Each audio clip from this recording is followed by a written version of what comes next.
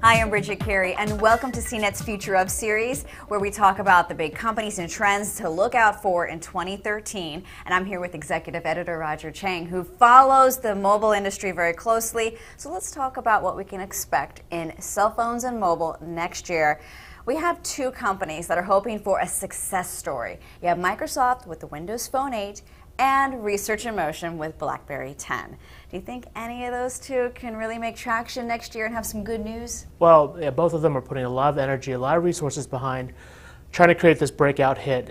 But to be honest, I think for next year, neither of them are going to really make a real impact. I think they're both going to do well enough to keep going, to survive, but you're not going to see any kind of breakout hit either from BlackBerry 10 or Windows Phone 8. Well, one that could maybe spice things up is T-Mobile.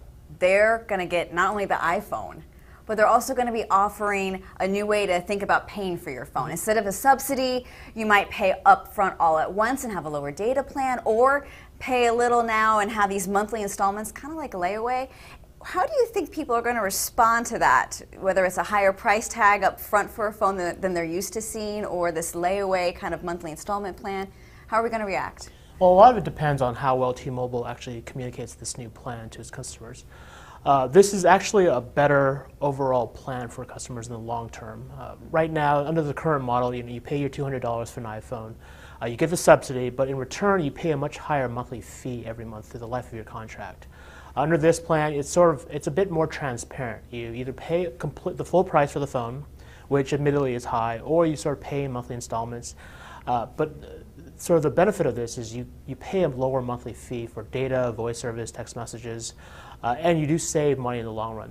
Again, the whole point is, the whole challenge is whether or not T-Mobile can get this message across to customers. Right now, it's working a little bit, but they really need to get aggressive with their messaging. All right, here's another question for you.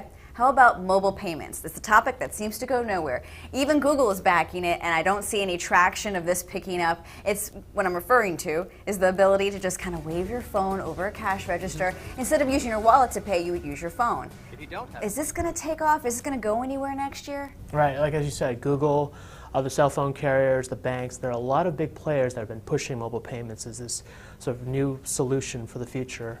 Unfortunately, that hasn't really happened. The problem has been Apple. The iPhone 5 did not include NFC technology, which is sort of the key technology you need to do that magical waving of the phone to pay at the register.